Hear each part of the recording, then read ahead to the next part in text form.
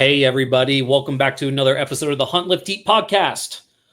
Hunt, Lift, Eat official, yada, yada, yada, all that good stuff that Luke wants us to say, but we never do. I am your co-host, Cole, coming out from behind the scenes. Carter is currently in France. He's taking a little R&R right now. He just got there the other day, so we're going to give him a little break here. And I've got the best reoccurring co-host over here, Kerri. How you doing, Kerri? Good, man. I don't know if it's best or just I just happen to be around. I think you just happen to have the most time. Like, Yeah. I sometimes forget your full-time job is retirement right now. And I remember we were going back and forth just messaging. I'm just like, when are you free? And you're like, all the time. I mean, it's not exactly true. Now, yes, I am retired and I'm a professional adventurer. But having said that, as a retiree, I seem to have a habit of overextending myself and being pretty dang busy. But right now, the kids are here for the summertime, so I'm not out going on massive adventures and stuff like. I'm taking them out, but yeah. So the evening times during the summer, usually I've got some pretty good time to get away and do a quick podcast. You know, I was just thinking, like, they talk about, you hear about people who retire and then they don't find like a purpose afterwards, and they just end up dying super young, young in retirement age. I think that's cool that you are able to not exactly overextend yourself or overcommit, but you're staying busy. Like you're keeping busy. You've got hobbies. You've got side gigs. Like you'll go to Alaska, go to Texas, do all these cool things. It's not like you're just sitting around doing nothing. Yeah, and you know what, man? It's a lot of guys do that. So like you'll hear all the time, oh, Sergeant Major so-and-so spent 25, 30 years in the military and dies within a year or 2 years afterwards, And I'm gonna tell you right now, man, like your first year as a retiree, you're trying to figure shit out. It's rough, man. But you got to find that new passion or that new purpose, right? And that's kind of what I've been doing with this professional adventuring, right? And there's still places I want to go, things I want to accomplish with my professional adventuring that I haven't quite cracked the code on how to do it yet. But the important part is that I'm chipping away at getting to those goals, and I'm continuing to push, and I'm going on avenues like you mentioned, Alaska. Alaska was an amazing opportunity or a start of an opportunity, but it fell through. So that plan probably isn't going to happen, right? So I had to kind of reach out and do other things and flex off of that. And now it looks like I'll be working in Wyoming this year instead of Alaska.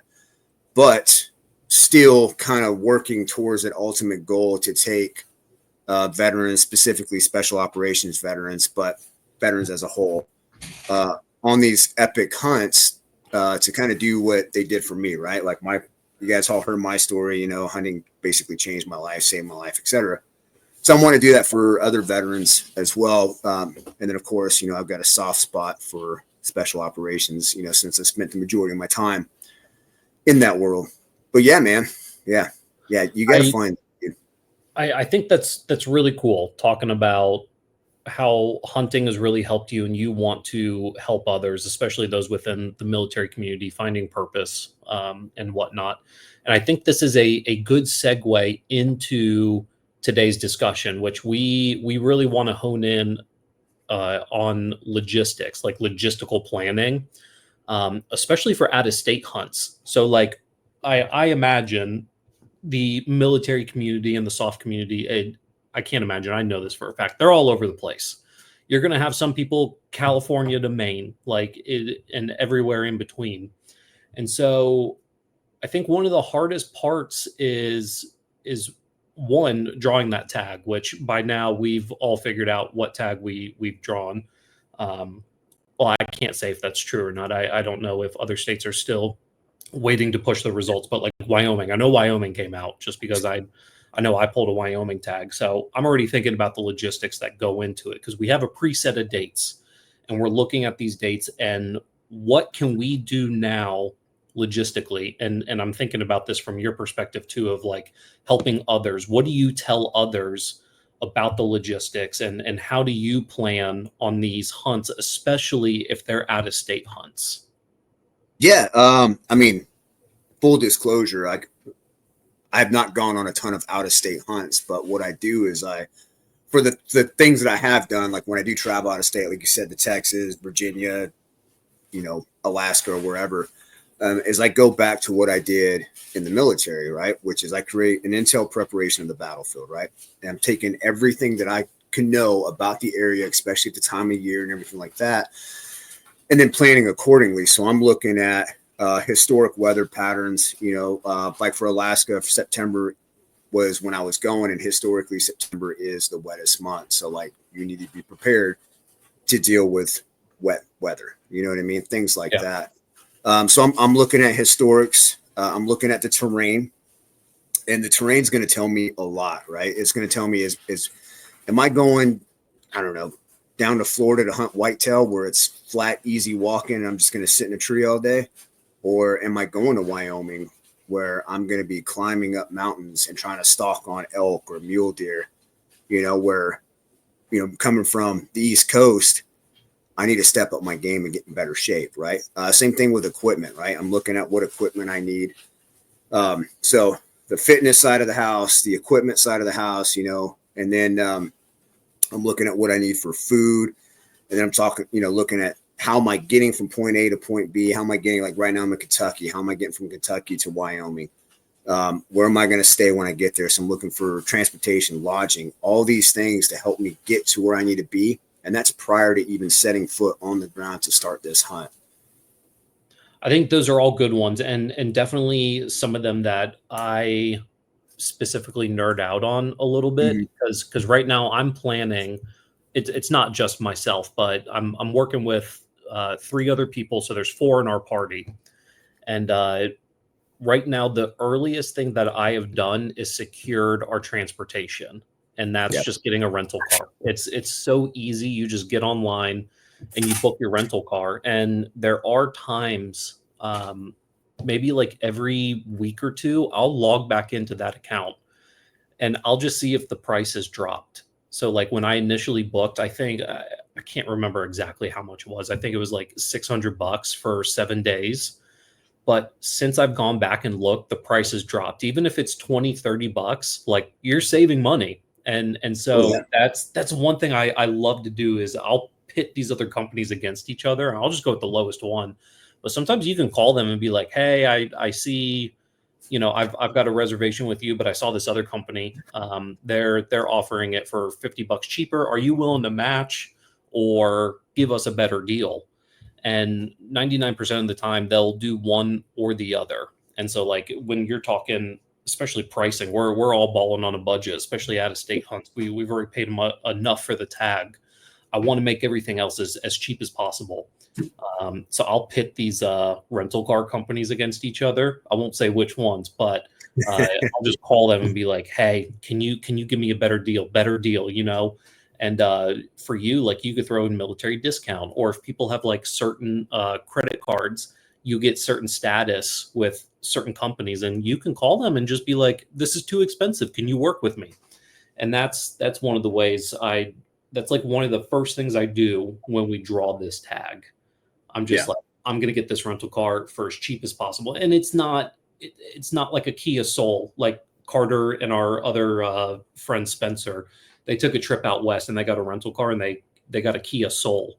And so they're hunting, I can't remember if they were hunting antelope or mule deer in Wyoming, but they were talking about putting a tarp in the back of a Kia Soul and loading an animal up. Like, come on, don't do Yeah. that. Yeah. Yeah. Be, It's be smart about the vehicle you pick. it's a hilarious story, but get a truck, get four-wheel drive because we're going to be going, deep into the country there. So get a good vehicle. So that's definitely one of the first things I do Yeah. for logistics. But then you talked about, hey, you're in Kentucky, you need to get to Wyoming. And so when you're looking, because I'm assuming you're flying, not driving. So I'm actually going to drive for my trip. I'll actually be in Texas when I leave. So Oh, from okay. Texas to Wyoming, but I'll be driving for that because I'll actually be using my vehicle on the hunt. I think that makes things a little easier. Because when you're looking at driving, it's really just like, hey, I'm looking at my route. You know, Mhm. I know my truck gets like for a full tank, my truck can go 550 miles on the highway. Luckily, with technology these days, it'll tell you where all the gas stations are. But do you ever remember pulling out like a paper map Oh yeah. and you would go to like the local Loves or whatever big trucker station, and you would grab the maps Yep. from the front so you can get a better view of the area you're about to travel, and you would mark out and map out like, okay, we need to go 300 miles, fill up, even though we could still have half a tank. But Yeah. we know for the next 500 miles, there's nothing, or whatever. My dad was a transportation officer in the Army, Oh and yeah. when we would do the PCSs with him, he would make us do all this. He would pull out the paper map because we didn't have cell phones. Yeah. Um, Pull out the paper map and let's start plotting our route. Um, And it's still smart to do. I mean, I can't tell you how many places I've gone with my shitty cell service, and I can't pull anything up. yeah, what are you running? That Cricket cell phone? You still have the flip phone? No, no, no. But well, supposedly my cell carrier actually works better out west than it does out here. So hopefully, with my move to Texas and working in Wyoming, it'll work out a little better. But yeah, I mean, still though, the networks go down. Things can happen with your phones. You could be stopping at a gas station and drop your phone and you're screwed, right? So it's still smart to have that. I keep one of those big atlas books in my truck. Yeah. And I'll look at the routes, and you should have primary and alternate routes, if not a contingency and emergency as well, but at least a couple of different routes. I'm going to Wyoming October, November. Who's to say that there's not going to be snow or weather that's going to have make me have to divert off my primary route? So having multiple routes is smart. And then you're talking at least a day and a half drive. Hmm. Like, I'm not driving all the way through. If it's 20 hours, I'm not driving all the way through. I'm too old, Yeah. too grumpy, and too Hey, much pain to sit there and drive for 20 hours. So, planning stops on the route, planning a place to stay the night. I'm not above sleeping in my truck, but it's also nice to take a shower after sitting in a vehicle all day. yeah. So finding a hotel, Airbnb, or something like that on the way. But yeah, getting from point A to point B, that's a pretty crucial part. Like drawing your tag, honestly, it's easy. You just put in your money, wait to see what happens. Yeah. That's the And easy part. hopefully the gods are with you on that one, Yeah, yeah, drawing your tag. But so have you ever flown besides like Alaska, like well, you were guiding in Alaska, but have you flown for a hunt um, nope, before? no, No? just Alaska. But I did fly home with meat because my client didn't want the meat from his bear. Yeah. So flying, especially I'll always say Carter and I, because every Western hunt I've ever done has always been with Carter. So for Carter and I, we fly out of Atlanta. And if we're going to Wyoming or Montana, typically the cheapest flight to get there is to Denver. And Yeah, then from Denver, you finish the drive, whether it's a couple hours or I think our drive to Montana was I don't know, 6 or 7 hours. It's not terrible when you have two people doing it. You just switch off, yeah, and luckily highways are like 80 miles an hour. Just get after it. But for the flights, again, similar to the rental cars, it's not as easy. But I try to pit them against each other.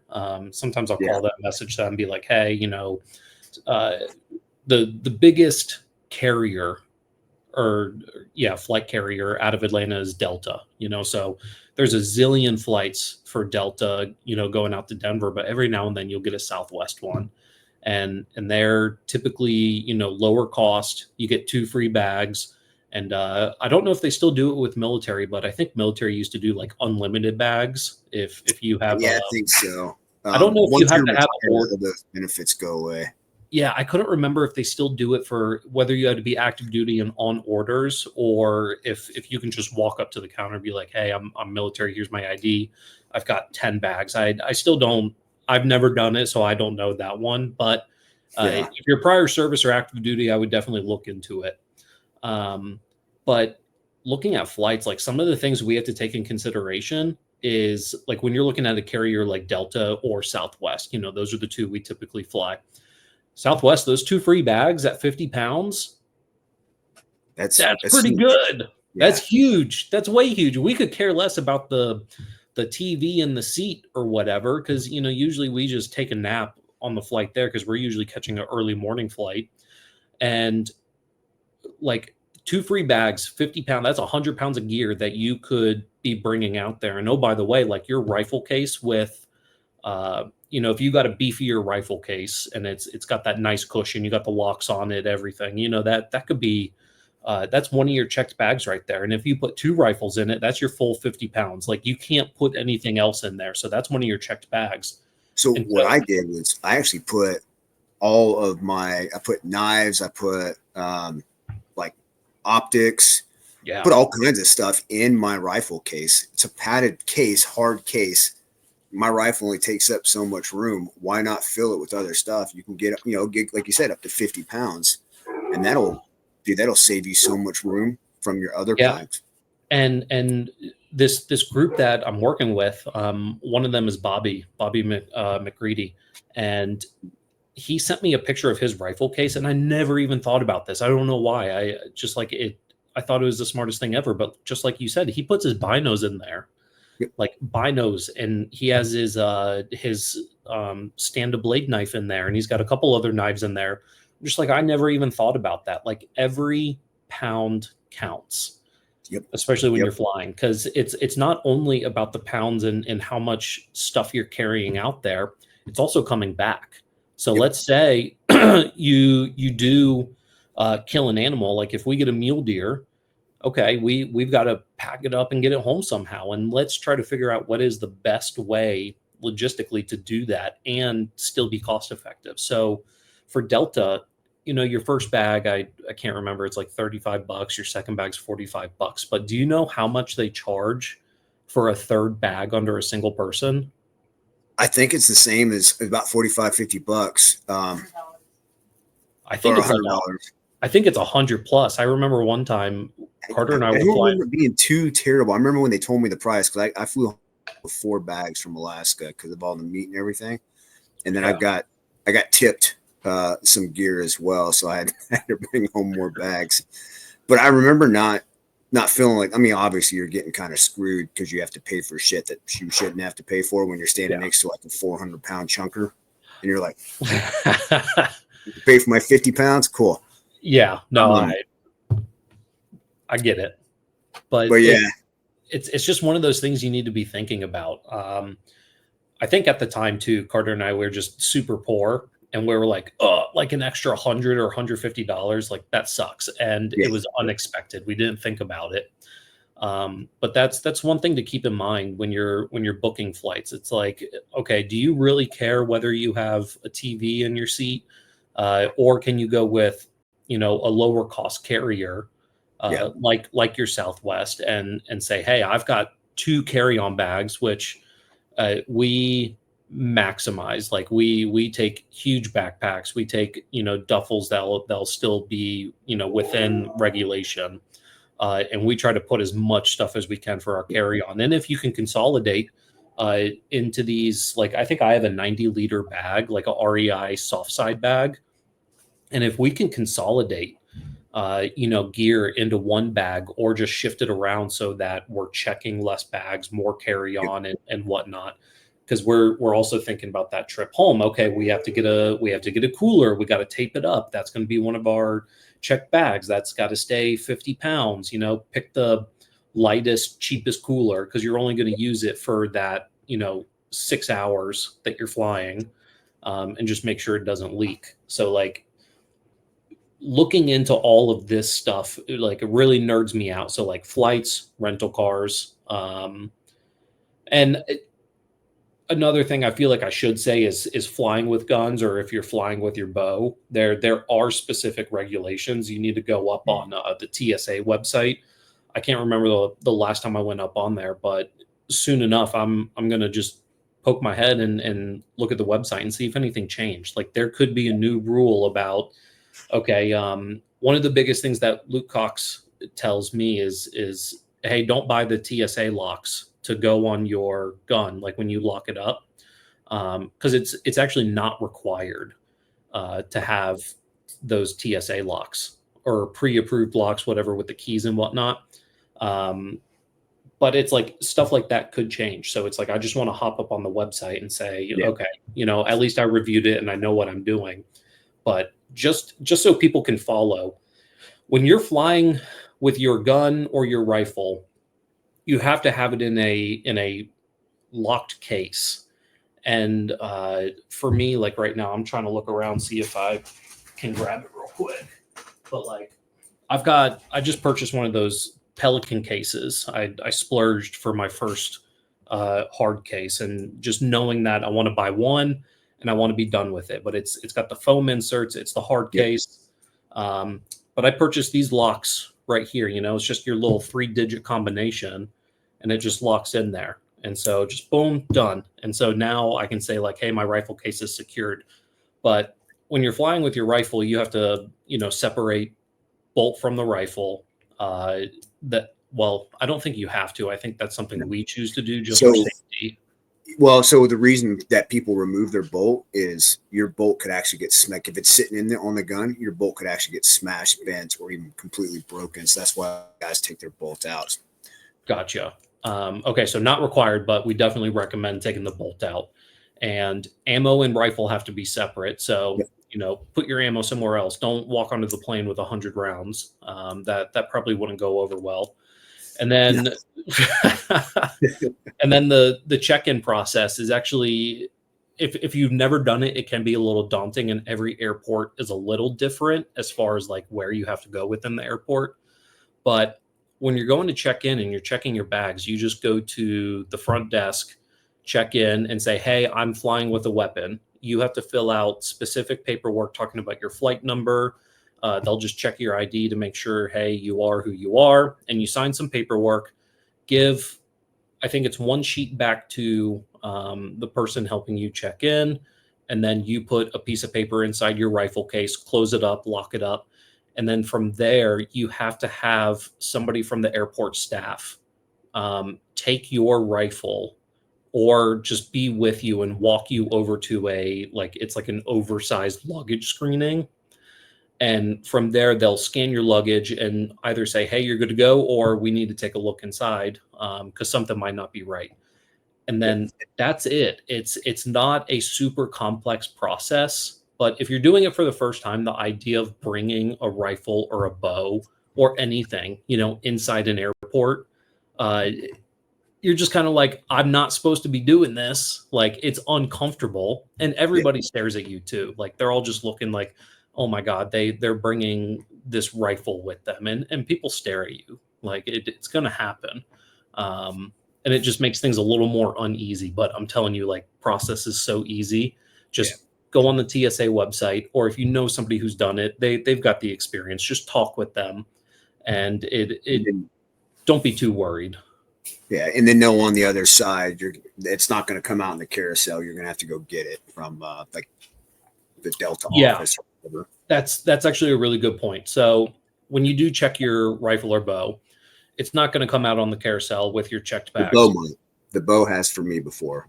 Guns. Okay, I've never flown with a bow. I would just assume, at least in my head, I would assume that it comes out with oversized luggage, and then you have to show your ID or show your ticket, and they have to match the tag to make sure you are who you say you are, and this is actually yours to pick up and take. So that's a really good point. But overall, flying with weapons, not super difficult. Just educate yourself, be confident, go in there just like, I know what I'm doing, and get it done. So we've covered rental cars, flights, flying with your gun. We touched on a little bit on flying with meat. Yeah. For flying with meat, I mean, again, in my fast experience of one time doing it, I freeze it hard, double bag it, soft-sided cooler. I was good to go from Alaska all the way to Kentucky. Meat was still fine. In fact, I still got some. I'll probably eat some tomorrow. But yeah, I mean, that's what Luke told me to do, and that's what I did. I just froze the meat hard, packed it in a cooler, double bagged it in case it leaked. That's everything right there. There's nothing too crazy about it. The number one thing you don't want to happen is any liquid coming out of the cooler. Yep. The minute liquid starts seeping through, whether it's one drop or it's just flooding, that airline carrier or whoever's handling your cooler or your meat bag, whatever you want to call it, they're going to throw it away. No questions asked. They're not even going to tell you. Like, they're just going to throw it away. They're not going to go through and be like, oh, who's this? I should probably call them and tell them. No, it's gone. You're hosed. So 2 contractor bags, double wrap it. Yep. So what we like to do is we don't fly with coolers going out there. The cooler is always like something we think about, towards the end. It's like, we know it. If we get an animal, great. Okay. We usually have it planned out where there's like a Walmart or something on our drive back or nearby, and we can go pick up, the really shitty igloo coolers or just whatever the cheapest one is, because you're not going to use it for long. Like I said earlier, you're only using it for that flight. So we'll pick up the cheapest coolers, gallon Ziploc bags and contractor bags, and several rolls of duct tape. And so, talking about the hard freeze, I think one thing that has worked really well for my hunts out west is if we tag out early, or even if we don't tag out early, what we like to do is the night before the flight, we'll get a hotel right next to the airport. And we get one of those hotels where it's got like the cooking top and the fridge and the freezer, and they've got the ice chest down the hallway, blah, blah, blah. And we'll just shove all of our meat into that freezer, let it get a hard freeze. Like you were saying, let it get a hard freeze, or just get it as frozen as possible. I know time is not always available to us, but get as much of a hard freeze as you can on it. Make sure they're sealed in those gallon Ziplocs, put them through the contractor bags, stick them in the cooler. And if you have a hard cooler, because I've never done it with a soft cooler, but with the hard cooler, those lids are a little flimsy. They're not always the most secure, especially if they're getting tossed around. But you just take that roll of duct tape and you just duct tape the mess out of it. You want to look at it and be like, if you think you put enough duct tape on, put more on, because you want to hit those seals. You want to make sure that top doesn't come undone, and really have it secure. Because it could also help if your meat starts thawing a little bit, and I don't know, let's just say you cut a small hole in the gallon bag and whatnot. Like, everything bad just happened to that one little piece. And there is some leakage, at least with that duct tape. It helps keep it inside the cooler. Yeah. And you mentioned a hotel with that stuff, man. You might have better luck going for an Airbnb. Yeah, I haven't done the Airbnb piece. We usually I think it's like some Holiday Inn Suites or something. I don't know. I usually just look at what points I have available from traveling from work, and we're just like, what's the cheapest one close to the airport, within a 30-45 minute drive is ideal. And just try to get the hard freeze on it. But I haven't done the Airbnb one. But yeah, just any place that has a freezer, just get your meat cold, get it as frozen as possible, get it well sealed, well packed up, and you're good to go for the airport. And you don't have to tell them what's in that cooler. That's the best part. Like, if you want to, that's great. You can fly with meat. Like, you can put a note on the top saying, hey, this is game meat if you want. I don't see any reason to put a note on there. But you just walk up to the counter and just say, here's my cooler, I'm checking it, and no questions asked. Yeah. And you can bring meat as a carry-on. Fun fact. I just don't want to walk around an airport with a 50-pound cooler.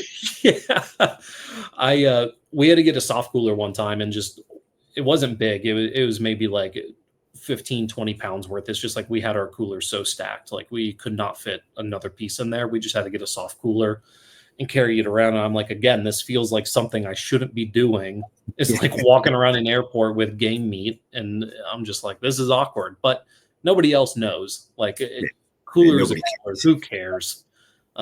Just don't be spilling liquid everywhere, especially the red kind.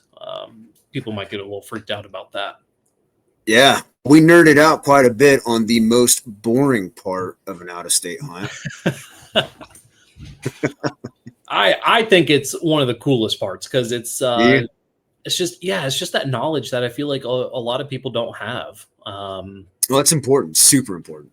Yeah. It is, and it's these tiny tricks that the tricks and tips. Like I've learned this, for the past several years now. I didn't just learn this all within my first year. Every year I learn something different or something new, and we're starting to get this process down to an art.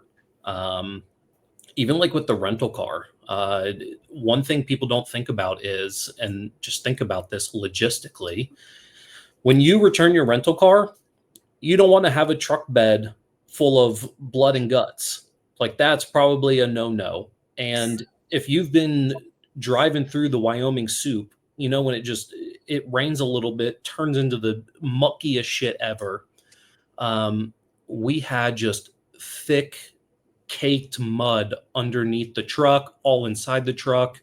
I mean, it was everywhere because you're getting in and out, and you're just tracing the stuff everywhere. So another thing you need to think about is plan for 30 minutes to an hour of taking that truck through a car wash and cleaning the inside. Find one that's got the free vacuums with it. Yeah. So car wash with free vacuums, and you just vacuum as best as you can. It's not going to be perfect, but it gives the rental car company less reason to reach out to you and say, "What the fuck did you just do to this vehicle?" Like, you want to give them zero reason to say, "Hey, we're charging you $250 for a cleaning fee." Like, it's just, come on, save some money. Go spend I don't know how much a car wash costs. Like around here in South Carolina, it's like $15 for a basic, and they have free vacuums. And so between you and another person, you can get that done within 30 minutes to an hour. Just keep it clean, or get it clean, because you're not going to keep it clean while you're out there. Get it clean, and it's just less reason for companies to reach out and say, "Hey, we're going to charge you an arm and a leg for something that takes 30 minutes." I don't know. I think it'd be kind of funny just to toss the keys to the rental car company and say, "Sucks to be you." Yeah, dude. We were looking at our truck one time. It was Carter and I want to say Bobby was there. I can't remember. And we're just looking at the truck and we're like, we got to clean this thing. Like we ended up taking our knives like underneath the truck and just like trying to crack all this mud off. And I think we ran it through the car wash 2 or 3 times because it was so bad. Yeah. And I was convinced we were going to get a phone call or an email saying like, you can't rent from us anymore. There's just shit everywhere. We never did, thank goodness. So shout out Enterprise. I appreciate y'all. Um, so that's just another thing that I tend to think about, or it's just something that people may not think about. It's just overlooked. Yeah. So what do we got? We got rental cars, flights, flying with me. What else? I mean, as far as like prepping to go on an out-of-state hunt, or you talking about the beginning stages of getting there?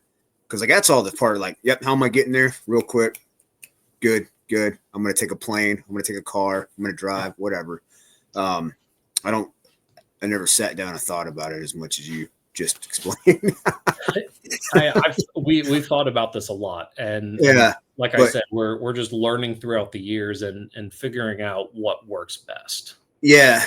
Where I really, you nerd out on that part. I nerd out a lot on, so again, going back to what I used to do, because that's what I've got a lot more experience with, right? So I've got to understand the enemy, and I got it. Animals aren't the enemy, but that's what I'm going after. So understand them, understand their habits, the terrain they're living in, things like that. So I can start scouting, e-scouting, looking at the weather, historics, looking at the terrain for what do I need? Am I going to need to go? Am I going to have to bring hip waders, or am I looking more like mountaineering gear, or somewhere in between? Am I looking for a tent because it's cold, rainy, and windy? Or am I looking more TP style because it's cold but dry? Or am I looking at maybe a hammock for, because it's hot and there's trees everywhere? Something like that. So I'm looking at all kinds of different stuff, looking at the animal, right? Everything I can learn about the animals, everything I can learn about the terrain, look at the weather. Again, when I went to Alaska, September was the wettest month in the area I was in. So I knew going into it that I got to be prepared to hunt in the rain. Yeah. and live in the rain. Going to Wyoming this year, I'm going to start digging into that and start developing my plan for that. And I'm going to look at the area I'm going to. I'm going to look at weather historics. So I'll be there October and November. So I'm going to look at the weather historics, the area I'm going to be in. I'm going to look at the type of terrain. With that, I know what animals I'm going after, but, mule deer, what are their patterns in this type of terrain? Are they going to be dropping down into the valleys? Are they going to be going high above timberline? Or if I'm out there for elk, what are they doing?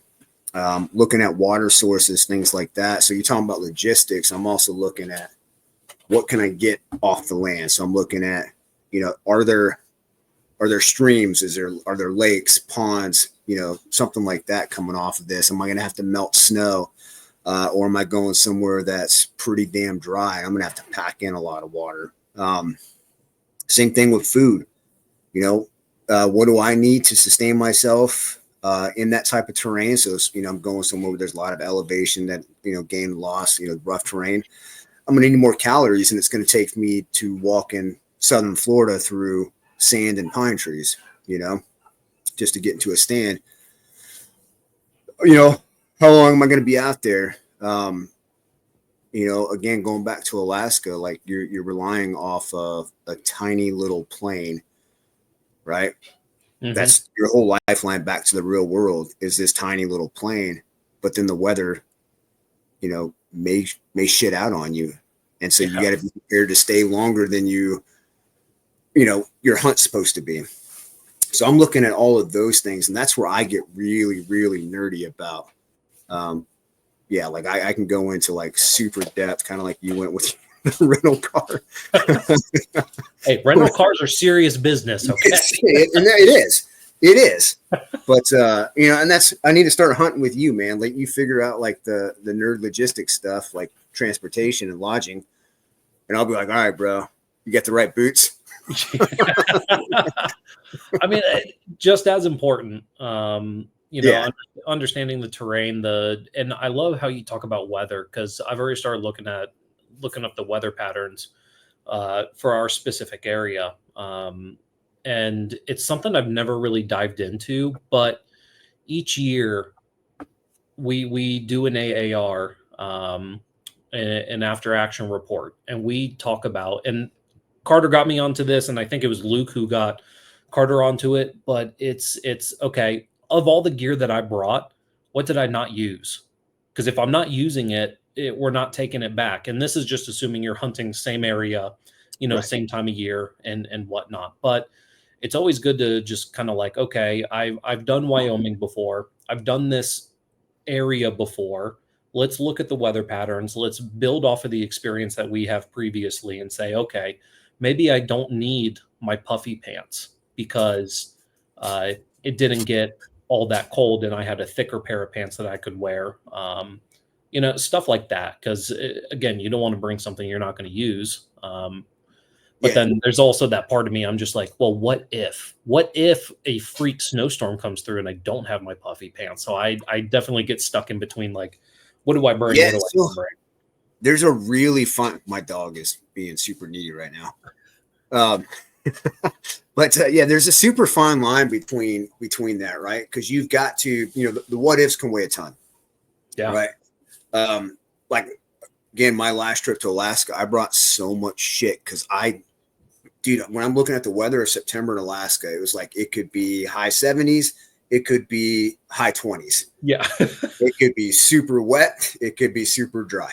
And you're like, so I brought everything. I ended up wearing one pair of pants the entire time. I'm like, all right, I don't need all this. I brought like heavy duty, like the Sitka Timberline pant, all the way to like the really light Born Primitive, like Frontier light pant.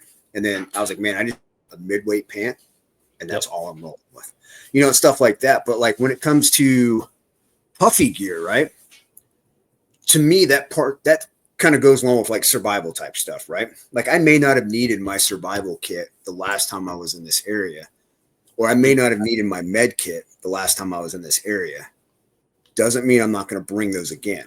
You know what I mean? I feel like puffy pants were a bad example because they weigh nothing and you can really pack them down. Maybe I should have said like, 2 different pairs of boots or something. I mean, that's a good one too. but I'm glad you brought up the puffy pant because people will do that, right? And so it'll be like, man, last time I was here, I didn't need my puffy jacket. Yeah. Now they're back in the same area, but now they're at elevation. And, down in the valley, it may say it's going to be in the 40s or 50s. And you get up elevation, now you're below freezing. It's snowing.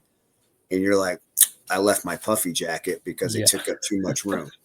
You know what I mean? Like, and then it becomes a serious problem. That's the one piece of equipment that doesn't take up any room, like barely any room. When I'm looking at my pack, I'm just like, I'm always going to bring rain gear.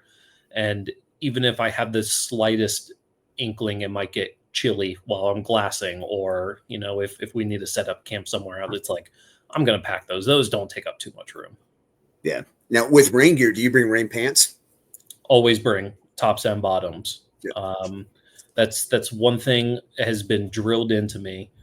And there was a particular time I remember we were hunting in Wyoming, and I don't know how many miles off we were. We had spent the better part of the morning, early afternoon, walking up into this timber, and on our way back down, it just started pouring on us. And it was the one time I'm like, thank God I have tops and bottoms, because it was just pissing on us. And when we got back to camp, it wasn't all that bad. Like, I just hung my rain gear out, or I think we hung it in the truck, and my clothes were still dry, and that's a huge thing. Like, going to bed with wet clothes is miserable.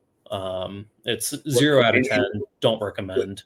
Yeah, but if you have to do it, if you get in your bag with your wet clothes, it'll dry by most likely, or at least be most of the way dry. So I always recommend rain pants, even if it's like obviously middle of summer in a very dry, arid place. Yeah, sure. Don't bring rain pants. But rain pants, wind blocker, right? Mm-hmm. So I cannot stand wearing long johns, waffle bottoms, anything like that. I can't stand it. Now, I haven't worn underwear since I joined the Army in 2002. Wearing things underneath my pants just doesn't work, right?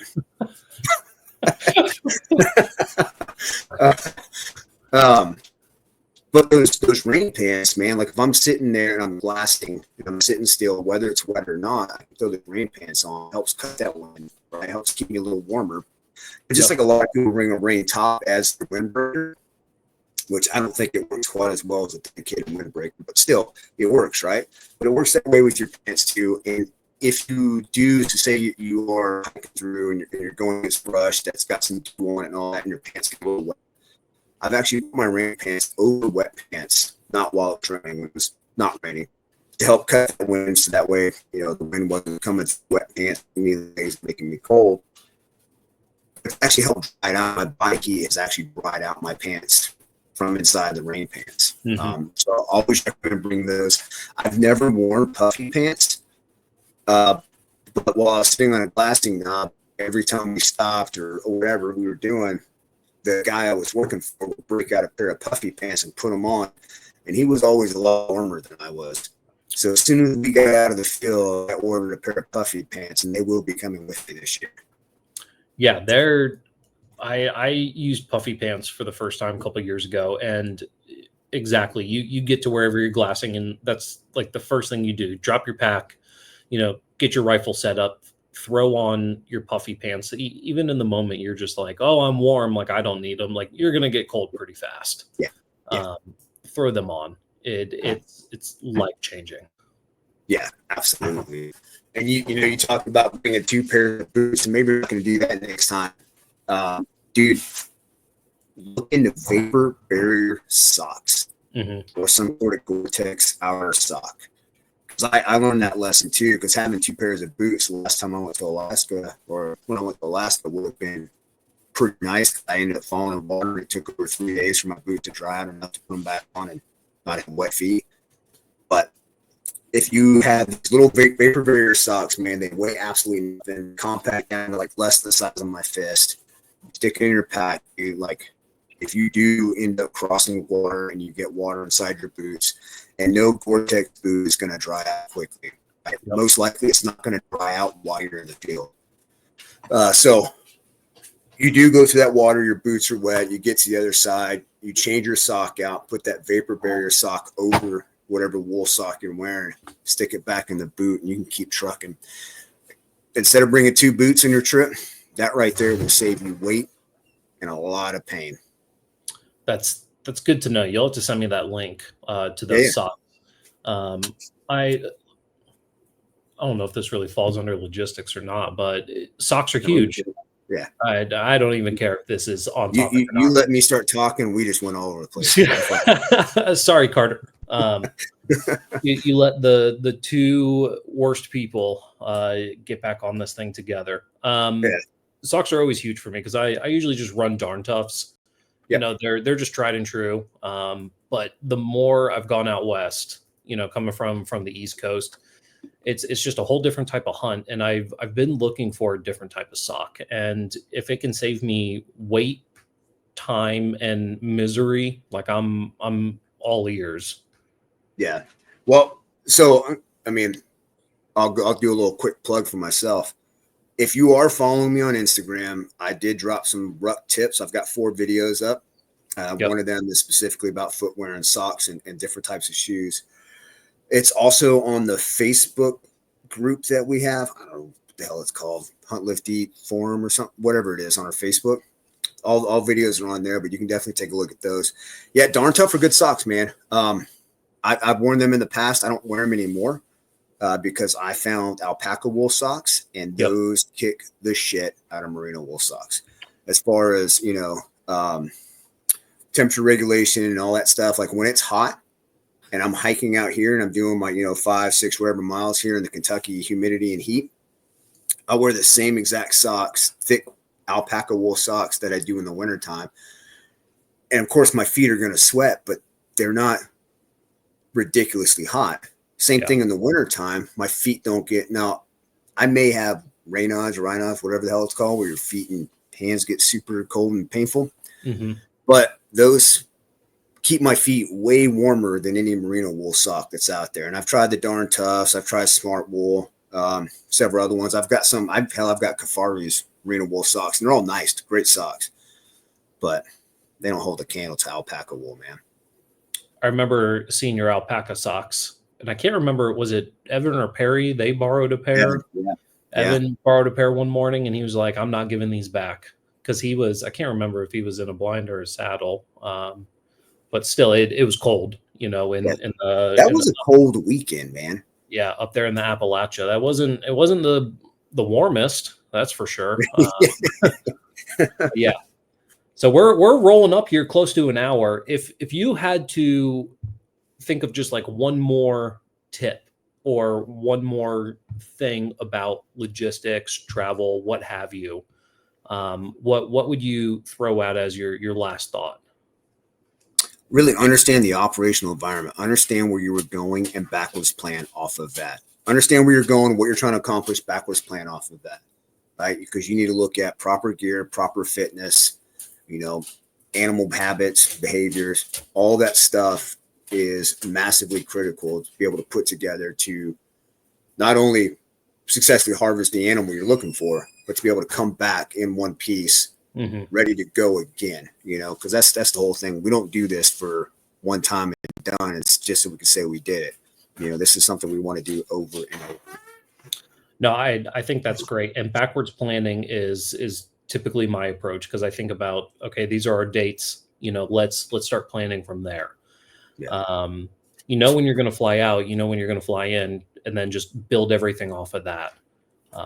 No, I can appreciate that. Yeah. Gear wise, buy a little bit at a time, space it out, right? You don't have 2 weeks before you're going and drop thousands of dollars on brand new equipment. Definitely space out your gear. Like I've got really, really nice gear, and it's not because I make a lot of money. It's because I buy it a little bit at a time. Right. Yep. And the other one is fitness too. And I think people fuck both of those up, right? Like guys will figure out how to get to where they need to go, and they'll figure out how to get back, and all that stuff, and they'll fumble fuck their way through it if they have to. But guys neglect fitness, and then they wait till the last moment to be like, oh crap, what do I need to get? And then they'll go buy, $600-800 worth of Kafaru and about $2,000 worth of Sitka, and another $500 in crispy boots 2 weeks before getting on a plane. Yeah, and they don't even break in their boots before that. They put them on. They're taking them out of the box for the first time when they get Yeah, there. yeah. And I'm just like, well, that's why your feet hurt. I saw a guy do that after spending 20 grand on a hunt. He shows up, puts on brand new boots out of the box, gets on the plane. He did not kill an animal. That's insane. Yeah, I could imagine for a number of reasons, but one of them being those brand new boots. I'm sure they left a mark. Oh yeah. I'm thinking about my last tip here, and this is one that I can't stress enough.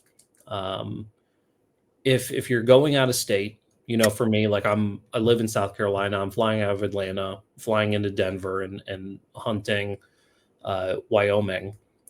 The one thing I will absolutely do the minute I get it is Wyoming still uses paper tags.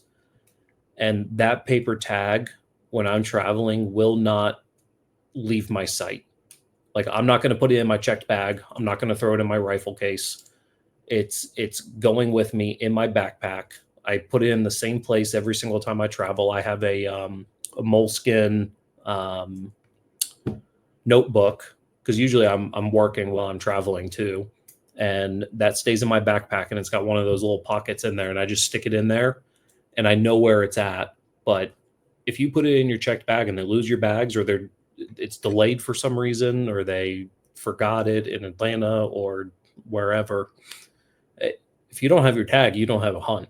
Like that's a pretty critical piece to this whole thing. So when you get your tag, one, keep it safe until your hunt comes, and then two, when you're traveling, keep it on you. I've seen some people put it in their wallets too.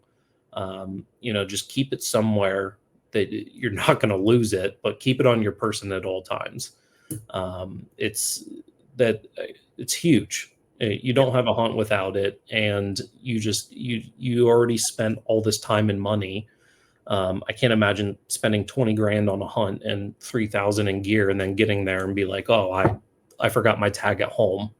You're kind of shit out of luck at that point. Yeah, out of the two scenarios, I'd rather lose my gear, have my tag, go to Walmart, buy a bunch of cheap shit, do my hunt, and then afterwards go to customer service, be like, this shit's already got dirt on it. Yep, because fuck Walmart. You can return anything in any condition. Fuck them. I'm not saying we do that, but fuck them. So, all right, Kerri. Well, it was a great time talking with you. I always appreciate the scraggly bearded man just looking at you. Also, if you're one of the listeners and you made it this far, go on huntlifteat.com and check out Kerri's trucker hat. You need to be purchasing all of these trucker hats. You're going to pull another one up. There we go. I'm telling you. Animals won't see you coming. Yeah, exactly. One of the best hats out there. It fits every type of head. If you've got a big noggin, small noggin, it'll fit you. People like to complain when they leave reviews. So we're trying to tell them like, hey, I think it's not a hat issue. I think it's a you issue. So check out Kerri's trucker hat. All right. Well, thank you all. I don't know how to close these things out. What do you say? Just like, thank you. Hey, as always, we appreciate the hell out of you. There we go. As always, we appreciate the hell out of you, and we'll talk to you next time.